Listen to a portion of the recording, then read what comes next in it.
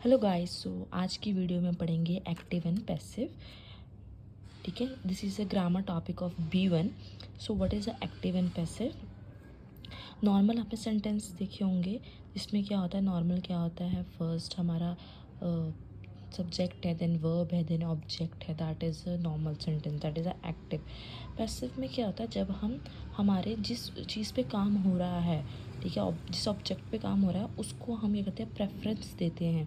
Normal क्या होता है, in active sentence focus on doer. Doer होता है जिस पे हम हमारा काम हो रहा है, पर पैसिव में क्या होता है, हम फोकस करते हैं जिस पे काम हो रहा है। ठीक है, एग्जाम्पल से पढ़ेंगे। नॉर्मल रूल क्या होता है, देखो अगर आपको प्रेजेंट में कभी भी पैसिव बनाना है तो आप वेडन का यूज़ करते हो। ठीक है, वेडन का यूज़ करते हो और हमारी जो वर्ब होती है वो एंड में जाएगी पर पार्टिसिप्स वाइफ फॉर्म में। आपने पढ़ा होगा ना, जैसे कि जूख गेजूक्ट है ना, तो वो गेजूक्ट जो हमारा पार्टिसिप्स वाई फॉर्म है, तो फर्स्ट सेकंड पोजीशन पे हमारा वेडन लग जाएगा। देन हमारा जो एंड में हमारी वर्ब चली जाती है पैसिव में। पोटैटो में भी सिमिलर होता है, पर आपको पता है पोटैटो में जो वेडन होता है उसकी फॉर्म होती है व्यूडन।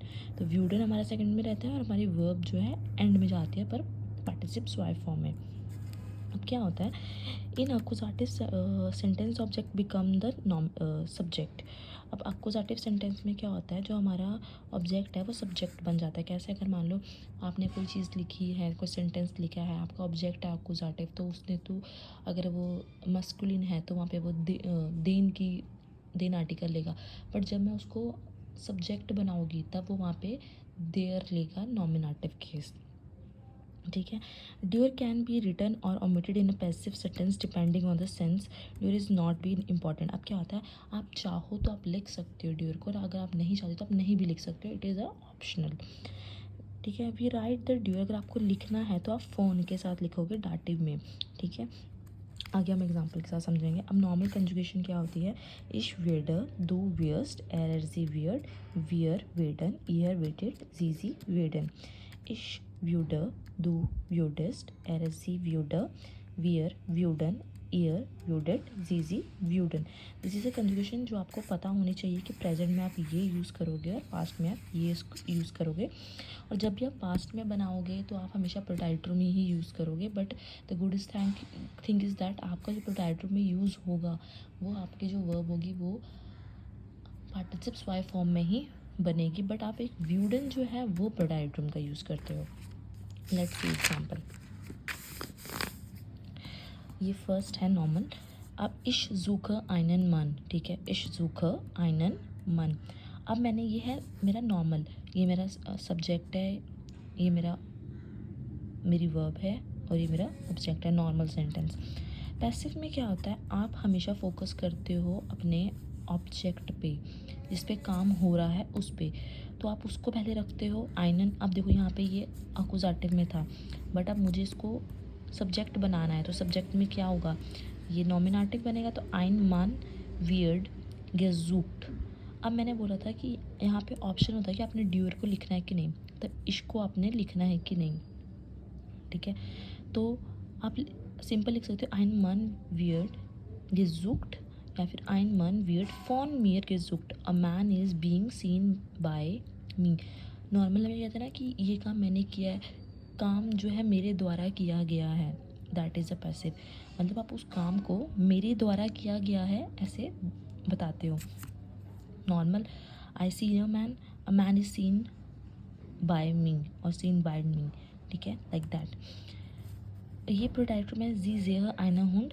ठीक है, आइना हुंड। अब आइना हुंड व्यूडर, हमने पढ़ा था वेडन की, इसमें व्यूडर फॉन मियर गिजेहन। ठीक है, सिंपल सा रूल है, आपको याद रखना है कि सेकंड प्लेस पे आपका वेडन आएगा, उसकी कंजुएशन आएगी, और लास्ट में आपका जाएगा वर्ब इन अ पार्टिसिप्स वाई फॉर्म। अगर आपको दिखाना है ड्यूर तो आप दिखा सकते हो फॉन मियर करके, अगर आपको नहीं दिखाना है तो इट्स ओके, तब भी चलेगा, दिस इज़ ऑप्शनल। उसके बाद है यहाँ पे कुछ एग्जांपल्स हैं, आप देख सकते हैं। उसके बाद एक कंडीशन होती है, देखो आपने इनडेफिनिट प्रोनोमन पढ़े हैं जिसमें क्या होता है, मान निमांडन, ये मांडन मतलब one, anyone, someone, like that. अब क्या होता है पैसिव में, वन ऑर्गेनाइजेट ein Fest für die Kinder. This is a active sentence. ठीक है. अब इसको अगर मुझे लिखना होगा पासिव में तो मैं कैसे लिखूँगी? ein Fest wird für die Kinder organisiert. अब मैं यहाँ पे फ़ॉन मन नहीं लिखूँगी क्योंकि मन is not a definite, is a indefinite प्रोनोमन. ठीक है. और इनडेफिनेट प्रोनोमन हम नहीं लिखते हैं इन अ पैसिव. तो आपने जब भी आपके पास मन आएगा तो आपको सोच लेना कि यार ये तो आएगी नहीं, इसको तो पहले ही क्रॉस कट कर दो. ठीक है. तो इसको आप इग्नोर करोगे या आप लिखोगे नहीं. ठीक है. आपका सेंटेंस ऐसे बनेगा. पर अगर आपका डेफिनेट प्रोनोमन है, ठीक है, तब आप मेंशन करोगे. इनडेफिनेट को आप नहीं करोगे. अब एक केस है, निमांडन मार्क द हाउस ऑफ गाब. ठीक है. Nobody do the homework. अब क्या है, यहाँ पे आपको नेगेशन शो की कि नहीं किया है. अब आपको हमने पढ़ा कि निमांडन तो हम लिखते ही नहीं है. तो अब यहाँ पे आप सोचो यार हम नहीं लिखते. अगर आप सोचो यहाँ ये नहीं लिखते तो ये सिंपल ऐसे बन जाएगा. तो निगेशन का है, आप इसमें नेगेटिव तो दिखाई दे रहे हो. द हाउस ऑफ वीट गेमार्क्ड, इसमें नो तो है ही नहीं. तो उसकी जगह हम क्या करते हैं, निमांडन तो नहीं लिखते, ये तो है ही है कि नहीं लिखेंगे. पर जब मुझे निगेशन दिखानी है तो मैं निस्ट का यूज़ करूँगी वहाँ पे. ठीक है. द हाउस ऑफ गावा वियर निस्ट गेमार्क्ड, the homework is not done. तो याद रखना, अगर आप निगेशन दिखा रहे हो निमांडन के साथ तो निमांडन तो नहीं आएगा, बट याद रखना कि निस्ट आएगा उसकी जगह. नेक्स्ट है, व्हेन इंडेफिनिट प्रोनोमन are doer subject then we will not write. हमने पढ़ा था ना कि जब ये इंडेफिनिट प्रोनोमन होंगे वो एज अ सब्जेक्ट तो हम नहीं लिखेंगे पासिव में.